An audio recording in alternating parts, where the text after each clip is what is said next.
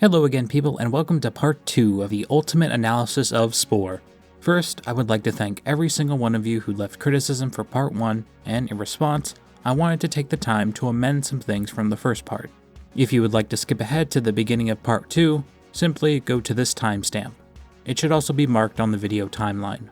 Firstly, holy crap, the servers are still online? I had no idea. I tried to sign into my old account for days, but I guess it's just not compatible with the Steam version. So I bought a month of EA's game subscription, and there I was, able to sign back into the Spore servers and download other people's creations. We will be talking a lot more about that because it's working now, yay! Secondly, in part 1, I made a few errors that I need to correct. Honey does not have a long shelf life because of its viscosity.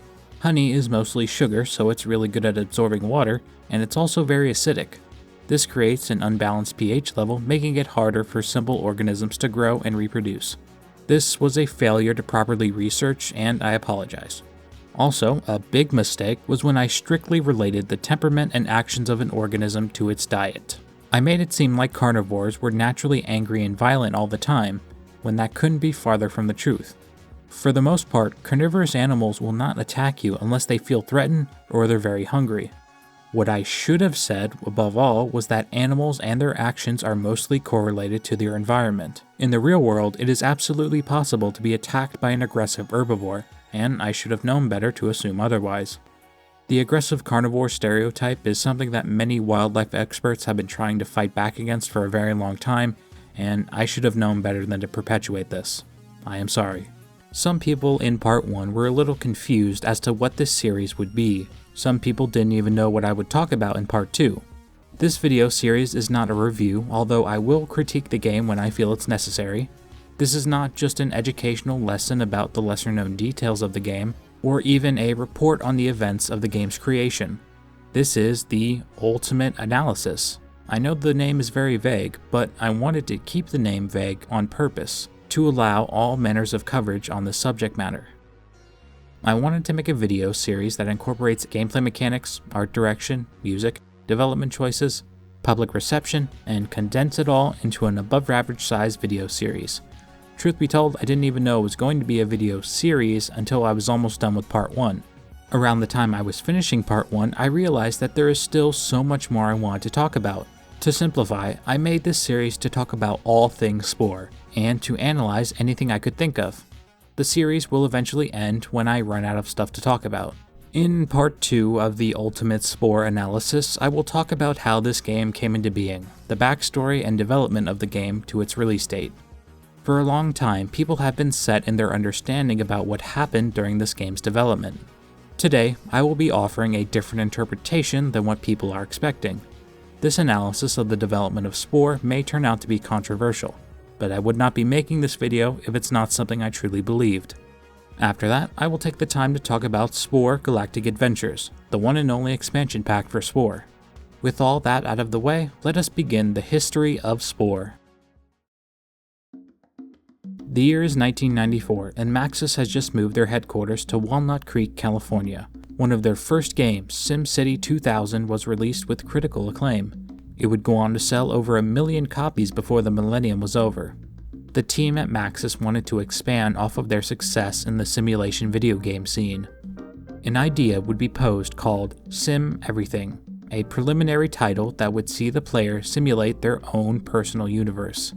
Ambitious as can be, the name Sim Everything was perfectly fine, but another name was chosen to evade any preconceived notions of the Sim franchise. Sim Everything was later renamed to Spore. Spore wouldn't truly begin development until the year 2000. Development started small, or small in a conceptual sense. The Maxis team itself was quite small at the time as well. At this point, Spore was just a series of simulations, a small simulated galaxy here or a small gravity simulation there. No one had a clear understanding of what the game would become yet. The game would not be played publicly until 2005 at GDC, the Game Developers Conference. GDC is a retreat for game developers and video game enthusiasts. It's an annual conference to allow for networking, showcasing new techniques, hardware, and collaborating on new ideas. This is mainly done in the form of lectures and presentations.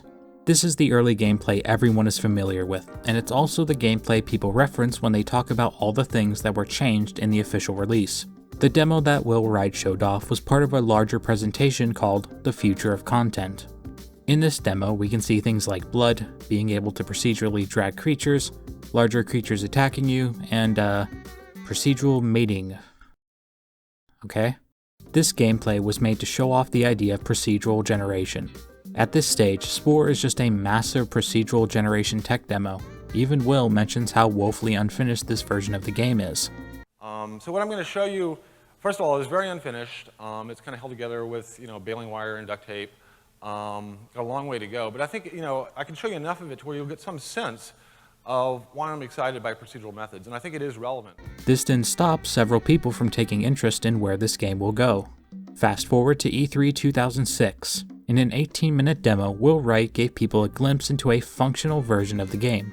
Wow, this looks amazing, you can play as a baby. Interesting idea, but it really wouldn't be fun if you didn't feel like waiting for your creature to grow up. Wow, look at that, a plant editor. Huh, that's weird. They make you purchase a UFO before you can go into space. That's strange.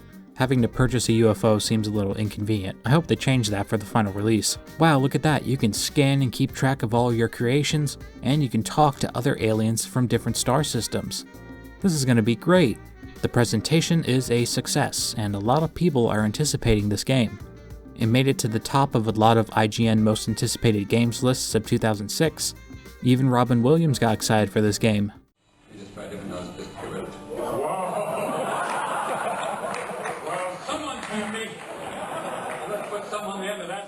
A year later, and Will Wright hosts a presentation on TED Talk, showing off his game again. Huh, that's weird, the cells have eyes now. Strange. Also, Will forgot to show off that amazing aquatic stage. And now that I'm thinking about it, he didn't show off the aquatic stage last year either. I'm sure that's fine. He showed that to the other developers during the conference just 2 years ago. I'm sure it's totally going to be in the game. It's totally going to be in the game, guys. Oh hey, look at that. He's using a spaceship to mold the planet itself. That's so cool. Whoa, you can terraform planets. And you can exit your spaceship and walk around wherever you want. Wow, this game just keeps getting better and better. Time passes and something happens. The game actually comes out. Wow, look at this. I can swim around and eat leaf. Just like Will Wright said we could. The cells still have cute little eyes. Oh well, that's art direction, am I right? Time for the aquatic stage, yeah. Wait, what? What happened? Did I click the wrong button? Did I eat the wrong thing? Why am I on land? I want it to be a fish. Whatever, I'll figure that out later. It's time for some hunting. Yeah, I straight up killed that thing. Let me drag it back to my nest and eat it. Wait a minute, where's the blood? What is this cartoony nonsense? What the heck? Why are my villagers cracking jokes and participating in tomfoolery? Where are all of the things we were promised? How could this have happened? Well, right. How could you do this to us? No, it can't be Will's fault. Wait a minute. EA. They're responsible for this awful DRM, and I bet they're responsible for all the other stuff too. It makes too much sense. Whenever you hear something going wrong in the gaming industry, who's the culprit? That's right, EA. They've done it again. Who was the CEO of EA in 2008? John Riccitiello. The same guy who posed the idea of the Unity installation fee, which led to mass backlash. I should have known. Just goes to show you, the more things change, the more they stay the same. And that goes double for the internet. Okay, so before I tell you the way that I see things, let me just say that I, like many people, hate EA. They have made the industry worse overall for consumers for decades. And I don't think they will ever be able to salvage their reputation even if they tried. The biggest reason for this is because they realized a long time ago that they don't have to care about their reputation. They bought out several intellectual properties which they proceed to do nothing with, and it will never change because people keep buying their dumb sports games. As much as I hate EA, the changes to Spore fall directly onto Maxis. Maxis was acquired in 1997. They were given a value of $125 million in stock. Maxis wanted to be acquired by EA because they wanted to make use of EA's stronger distribution network. EA wanted to buy Maxis because they wanted to expand their portfolio into the realm of simulation. Maxis wanted to make it so more people could buy their games, and EA wanted to profit off of simulation games. Remember, this was in 1997. Online purchases were not nearly as common as they are nowadays. Developers had to rely purely on physical disc sales. This acquisition was very beneficial for Maxis at the time. Jeff Braun, one of the co-founders of Maxis, left the company after making an insane amount of money in this deal. They knew the details of the deal, and they took it. Now, I should mention that at the time, half of all the employees at the company were laid off as a result of the merger. Did Wright and Braun know this was going to happen? I can only assume so because Will Wright continued to make games for Maxis long after the merger. The DRM stuff? Yes, that was EA, and it was probably John Riccitiello's fault. And it led to EA getting a class action lawsuit filed against them. But to say the cartoony art style was the fault of EA is just not how it went down. It's always been pure speculation that people have been more than happy to believe because EA is a crappy company. There has never been an official statement from the developers that EA had a hand in these changes. I hate to defend EA, trust me, I do. But the true motivations of these changes were purely caused by internal factors. On July 27, 2008, a couple of months before the game was supposed to come out, Will Wright met with Dave Kosak and GameSpy, where he was asked about the art direction for the game. Wright talked about how the entire development staff was divided into two teams of sorts. There was a section of the developers who were more in tune with The Sims and wanted to make the game more cartoony and fun, allow the players to have as much creative expression as possible. Then there was the other side, the inverse, the more scientific section, which valued realism. If players were to be inspired by the concepts Spore was representing, then they felt that realism should have been the priority. Wright explained that the team eventually ended on a very good compromise. Spore, no doubt, started as a more realistic evolution simulation. However, I truly believe we would not have received as much of the creative expression if the realism team had gotten their way. Now that we understand that the changes were caused by internal factors, let's go back to 2005 when Will Wright was showing off his game. Even in 2005, Spore was barely finished, a massive tech demo of sorts. If you don't believe me, listen to the way the actual developers describe this demo. Oh, they're almost done, great, we'll be seeing this in a few years. But I mean, that demo is built around a couple strong pieces of technology we had, and you know, Will is a wizard when it comes to the demo. Will Wright made it very clear that it was just a demo, but the development had a long way to go. We know that the game would eventually be released in 2008, so therefore, even at this stage, Will Wright knows that the game is subject to a lot of changes. As he explains to the crowd, the game is unfinished. Also, this footage is part of a larger presentation called The Future of Content. This context is very important because this isn't Maxis showing off their game in a finished state, but rather they were using this rough build to put on a presentation for other developers and some potential buyers to encourage the use of procedural generation. One problem with that is that, for us to do twice as much content, it costs us about twice as much effort. On the other hand, we've seen that players love making content. Time and time again, every time we've given the players the opportunity to make content, they've just gone crazy with it. This game is not being demoed in any state that it can be shipped. It was just a loose string of technology that was put together. Fast forward to E3 2006, all of the stages within the game are seen clear as day, and there is no sign of the aquatic stage. Now, despite this, Will Wright did keep the idea in mind that the aquatic stage might make it to the final release. He didn't even say that it was cut until 2007. And he also said if it was cut, it would have been the first expansion pack that was released afterwards. As we all know, that never happened. That, I would absolutely agree, is the fault of Will Wright. He should have been more transparent. The year is now 2007 and we find ourselves back at the TED Talk. Will Wright openly references the fact that cells don't have eyes, and the eyes were included to make the cells look cute. This whole time I've been talking about press demonstrations, but in actuality, Spore received a lot more press than just gameplay demos. There were also showcases leading up to the game's release, and all of them were transparent about what was in the actual game. As early as 2007, they laid out all 5 stages that would be in the final release. The gameplay would change every time the game was shown, but that's just the creative process. Things change over the course of 3 years, especially when the development team is trying to reach a compromise. Was Spore changed to appeal to a larger audience? Yes. But before you chastise Maxis for their decision, I would like to remind you what the purpose of Spore actually was. We always do that, on the games, but really what we want to do is we want to inspire kids to kind of get interested in science, not so much teach them facts. And it wasn't until later as I started making games that I really actually think of them more as toys. Very valuable for kids to kind of discover things on their own rather than being taught these things just kind of overtly. And she would design these toys where kids, in playing with the toys, would actually come to understand these deep principles of life and nature. Video games are like toys, instruments of enjoyment. Toys that a player can learn to operate themselves. Will Wright wanted to capture the amazement and childlike wonder of the universe we live in. He wanted to feed the natural sense to grow and learn that each and every one of us have. Spore is a toy universe that would inspire children to think about their existence in a very profound way. Yes, the game is unrealistic. Yes, the game is oversimplified.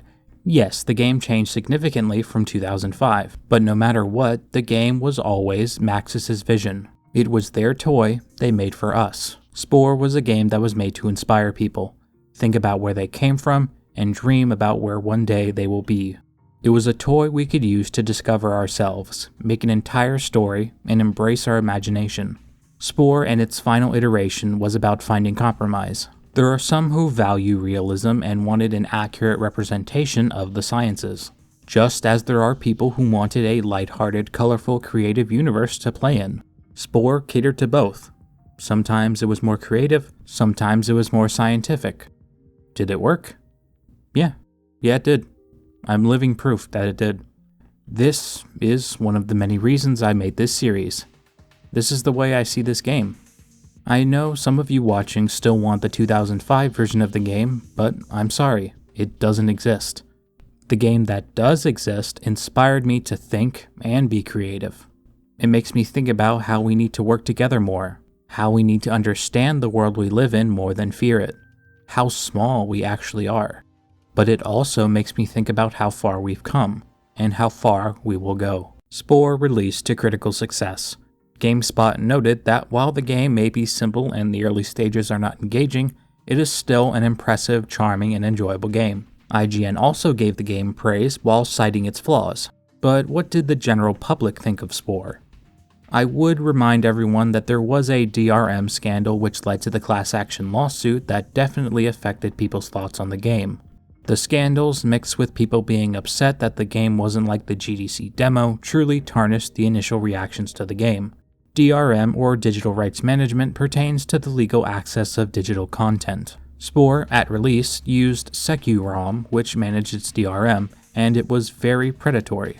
As an anti-piracy measure, the game had a strict limitation on how many times it could be activated on different systems. The limitation wasn't even close to reasonable, only allowing for 3 installations before you were forced to buy a brand new copy. This predatory practice had a backfiring effect, as Spore was, and probably still is, the most pirated game ever made. There was also talk about SecuROM stealing people's personal information, and that it would remain on a person's computer even after they uninstalled Spore. Ultimately, the initial public reaction to Spore was skewed by the decision to use SecuROM, and while this made the game difficult to enjoy, the actual game itself has withstood the test of time. While the history of Spore is tarnished, I think it's safe to say that as flawed as the game is, there is merit behind it. In part 1, I decided to do an overview of a piece of music from the Cell stage, and then I left it at that. I didn't think to speak more on the soundtrack, mostly because I'm not a music expert. I honestly don't know how to break down music other than, wow, this sounds good. This game had procedurally generated music. I was never really a fan of the music system because it always sounded so generic. But it is still an interesting system nonetheless. You could choose from a series of background beats and instruments, then you could individually place notes on a timeline to make your city's anthem. There were many options, but to be honest, this is a system I never really tried out. To make up for this, I chose 2 more songs out of the soundtrack and I decided to analyze those. Your Own Personal Universe is a song that plays in the main menu. Every time you log into the game and look at your galaxy, this is the music that greets you. Everything about this song screams the word grand. Loud, thunderous instruments, and an echoing effect to imply space for obvious reasons. This song has a special place in my memories of Spore because sometimes I would just sit back and look at my galaxy, listening to this song. The most striking quality of this song is how many different sounds you hear throughout.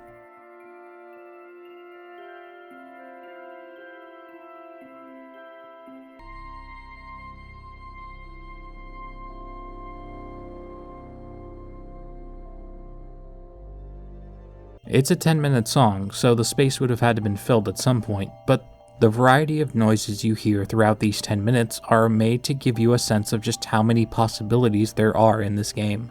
Each of these sequences are as distinct as the potential different experiences which will await you when you start playing.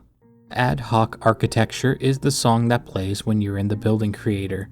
I chose this song because of my lack of familiarity with it. I spent the least amount of time in the building creators than any other, so I heard this song the least. Throughout most of the song, there is a constant beat that gives the feeling of a fast pace. By this point, you would be at the start of the civilization stage, at the beginning of the industrial evolution of your species. City life is fast-paced, and so is the song. The constant beat is occasionally interrupted by an even faster series of drums and other instruments. The sound is very chaotic and unruly.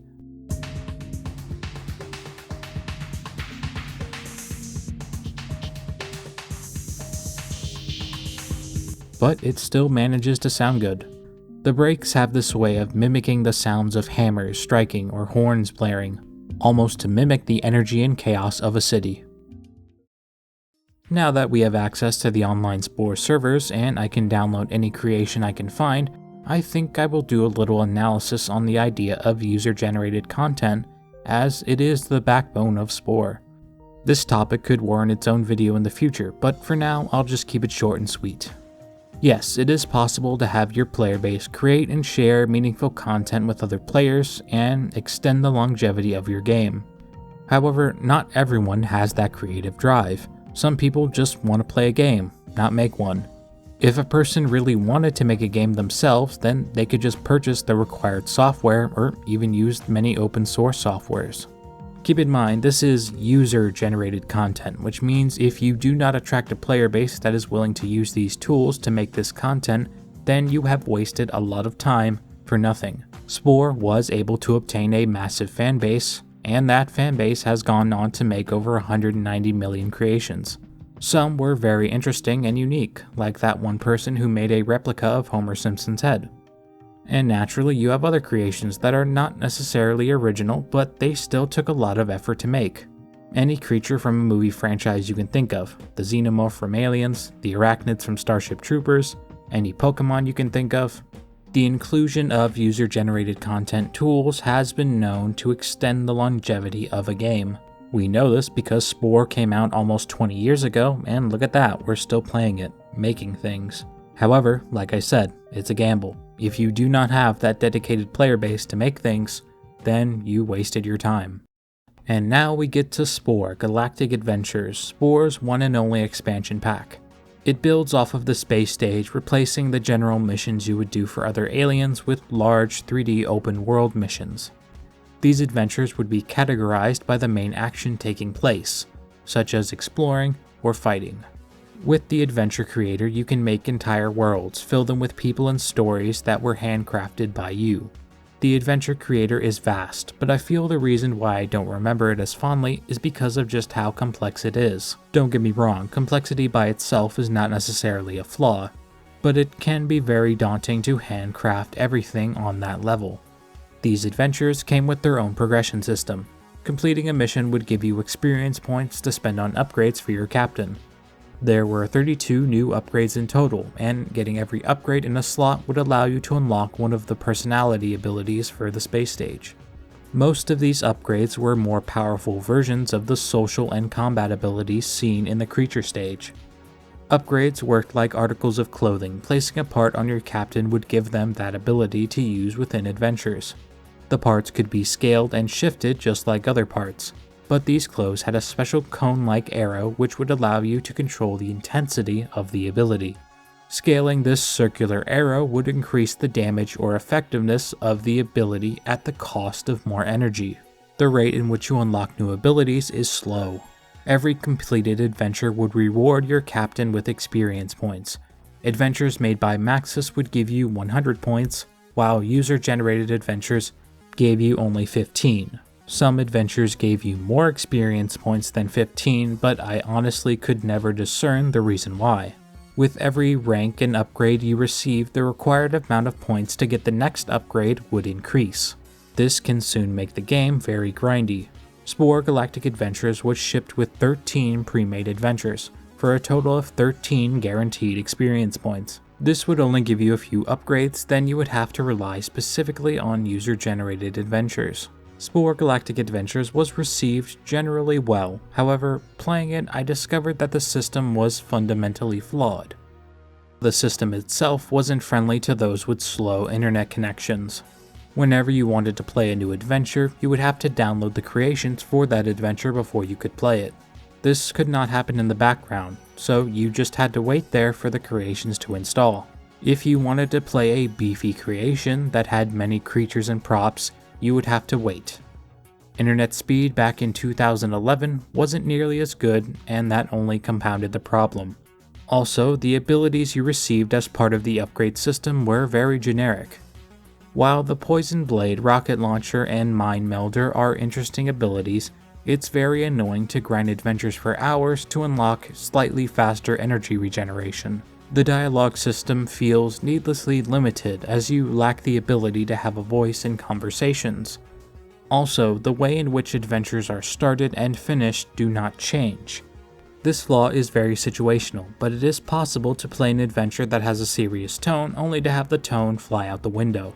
Despite these issues, the adventure creator has allowed players to make amazing levels. I have decided to pick from a handful of adventures, some made by Maxis, others are user-generated. This part of the video isn't going to be an analysis as much as a showcase of what happens when players push these tools to their limits. This will be a prelude to the analysis of the ins and outs of the adventure creator. Those Who Were Left is a profound and well-structured adventure made by H.R. Matthew. This story is better than some movies that have come out in recent years, and I hope you'll stay and listen to it. You arrive at the ISA, a secret underground intelligence group currently investigating several intergalactic disappearances. Entire empires of aliens have gone missing, and those that remain are either apathetic or ignorant to these disappearances. Questioning empires of these missing aliens are met with confusion and disregard. You are one of the only remaining captains in the entire galaxy, and the ISA asks for your help to stop this cosmic threat. As you walk into the complex, you noticed how dark and secluded everything feels. The feeling of dread remains as you move further into the facility.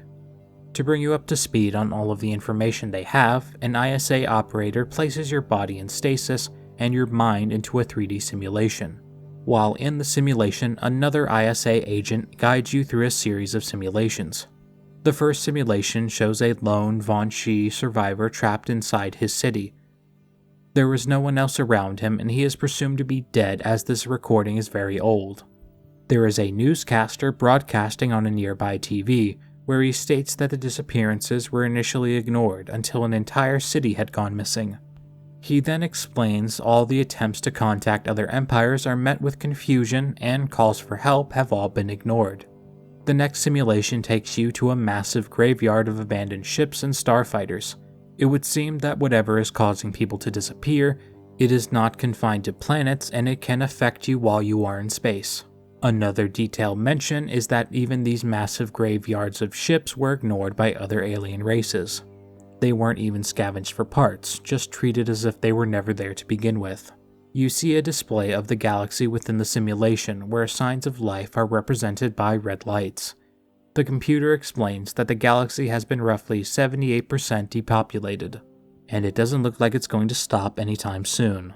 The next simulation brings you to another forsaken planet. All that remains is the corpse of a citizen who survived the initial disappearances. The area is covered in a thick white spice. The white spice supposedly was able to follow those that tried to escape the planet. The entire area is now a quiet, desolate wasteland, only a shell of its former self, and life has no place here. This extra-dimensional transportation has led to the ISA to believe that whatever is causing people to disappear is a powerful unknown cosmic entity. Another simulation brings you to an old scrapyard on a backwater planet. The population of this planet is lasting longer than most. The ISA discovered that alien races who frequently communicated with other alien races were almost immune to the effects of the white spice. Places that had a diverse population of alien races survived much longer than those who were kept to themselves. These settlements were small, but they were surviving for a time. The last simulation shown is that of the Galactic Council. We can only assume this council is responsible for maintaining security and peace throughout the galaxy. Even members of the council began to succumb to this white spice. At one point, the council just stopped talking to each other and they all disappeared one by one. With the council gone, smaller settlements fell into armed conflicts for territory and supplies. Something goes wrong. The simulation begins to malfunction. With the simulation breaking down around you, the agent who was previously guiding you appears in front of what appears to be some kind of fireplace or doorway. It's not quite clear what it is. The agent then begins to scream at you in a maniacal voice. He tells you that our actions have been for nothing and that the false god has arrived. Perfection can only be achieved through non-existence. There is no one left in the universe to help us, and we have been abandoned by our creator. The simulation ends and we wake up in our stasis chamber. Dazed, we make our way over to the console to find that we have been in stasis for 5 years. On the wall is another display of the galaxy and signs of life. Where before there were multiple clusters of red dots signifying life scattered everywhere, now there are only 2 dots in the entire galaxy. The simulation had begun to malfunction and they could not wake you up without the risk of killing you. The operator in the room watched over your body as long as he could, but he made the decision to divert life support to your pod to keep you alive. The operator had eventually decided to take his own life, but he also left you a note. There is an escape tunnel that can lead you to the surface. Exiting the simulation room, you find the entire facility has fallen into destruction. Debris and malfunctioning machinery are everywhere. You make your way to the escape hatch, but it needs a keycard to open it. You travel to an area where you think a keycard might be, and you find something disturbing. Another agent has ritualistically sacrificed himself by stabbing himself in the face with a pickaxe. You find the keycard on the ground, but something on the monitor has your attention. A small team has found the ISA headquarters and has started an excavation project to get into the facility. Like you, they also wanted to help stop the disappearances. They are led by Captain Barbados, one of the oldest and most experienced captains in the galaxy. They need to find all of the information the ISA has gathered. You take the keycard and exit through the escape tunnel. Once you reach the surface, you find a desolate wasteland. The massive excavator they brought with them looks like it was never used, and the camp is abandoned. All that remains is the dead body of Captain Barbados. Next to him is a cheap radio where he broadcasted a message before taking his own life. The message details how Barbados was the only one left, and his struggle to survive led him to abandon all hope. He says that time was the cause of all this. Much like the agents, he has interpreted his existence as an imperfection in the universe, and it must be corrected. Everyone is gone. For all you know, you are the last living being in the entire universe. The ISA facility is destroyed, and there is no way to stop what is happening, let alone bring everyone back. They are all gone. You wander over to a commercial necessities terminal where an advertisement plays. We at Delcorp do not believe in fate. Rather, choices dictate everything we do in our lives. Every action and every thought are choices. When people face conflicts, they choose their actions.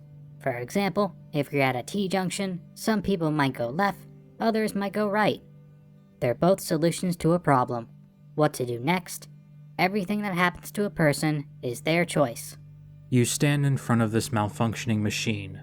The dust and white spice flow around you as the wind becomes deafening. You now have a choice to make. To your right is a pristine spaceship ready for launch. Do you resist? Do you perpetuate this existence even though it all seems so hopeless? Do you chase after that one other red dot you saw on the display, even though they might not be alive when you get there? On your left is a weapons rack, fully loaded and operational weapons that can end the life of a creature as quickly and painlessly as possible. You may be the last person left in the entire galaxy. No, the universe. And this is your chance to bring that suffering to an end. The choice is yours. Will you persist and perpetuate your own existence and cling to hope? Or will you join those who were left?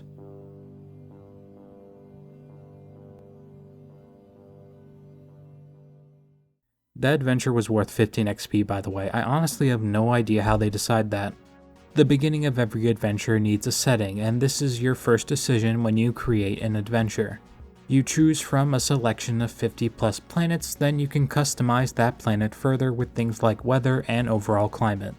Afterwards, you can use the numerous terrain tools at your disposal to further shape the planet to fit your story. With the amazing assortment of tools you have in the creature and captain editors, you can make any kind of creature you want. After placing a creature, you can further tune it by changing its temperament, its awareness, and its dialogue. Obviously, I'm not going to go through every single feature of this creator, but I will go through the most important bits to cover my bases. Only things like vehicles and creatures can be made using the creators. The visual effects we have are the only ones we can work with. After your assets are placed, you can fill your adventure with a series of objectives. Each act can only hold 3 objectives, and you can only have a maximum of 8 acts, so you can never put more than 32 objectives within your story. Objectives can include neutral, aggressive, or social actions. Naturally, the objectives are determined by what kind of adventure you are making. The adventures are plays, and you are the playwright. Gameplay objects are made to incorporate mechanics into your adventure. For example, if you want the player to not be able to enter a building without completing an objective, then you can put down a gate to stop the player from progressing, requiring them to do something specific to get the key first. There are also a series of power-ups you can put into an adventure, giving you more damage or more armor. Music can also be added into an adventure. The selection of music is vast, giving you anything from horror to 1950s rock. The speech option is limited as you only have 5 speech bubbles per speech objective. You cannot talk to the same NPC again in the same act, so make sure you can get your point across in less than 190 characters. If you for whatever reason make an objective in Chapter 1 to kill an actor, then put an objective in Chapter 2 to talk to that same actor, you will automatically fail the adventure. There is a bit of insurance to this as you are required to complete an adventure before you save it and upload it. And that is the adventure creator. It has its limitations, but all in all it gives you the means to make a vast array of content. I was thinking about making a section where I would go through the stages one last time, but I feel like that would have just been redundant. Much like a nostalgic game that you pick up after not playing for several years, sometimes you just have to put it back down and move on. I made this series for a lot of reasons. I never felt like Spore was taken seriously, which is understandable considering at times it doesn't take itself seriously. I also wanted to keep the idea of Spore alive. This game made to inspire people to, well, think about things, you know? Think about where we came from, think about where we're going. And I don't think people think enough nowadays, you know?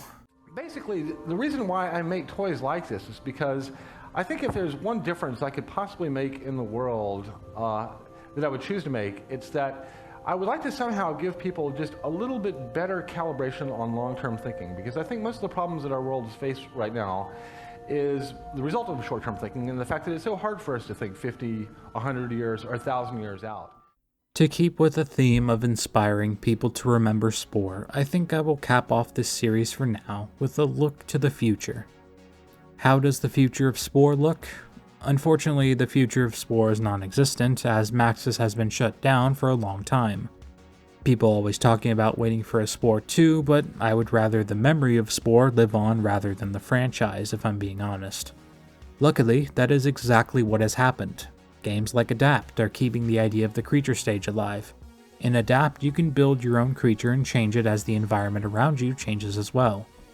Then we have games like Thrive, where you play as a single-celled organism and you can change the genetic makeup of your cell to evolve it. Then there's games like Stellaris, which keep the idea of the space stage alive. You'll notice that while several games have made things that are Spore-like, no one has ever made a game to the same level as Spore. And you know, I'm fine with that. Truly, Spore was a game that tried to be everything, and as a result, it did some things marginally well, others not so much. Spore will always hold a special place in my heart, and I hope you can see why now. Thank you all so much for watching. Goodbye.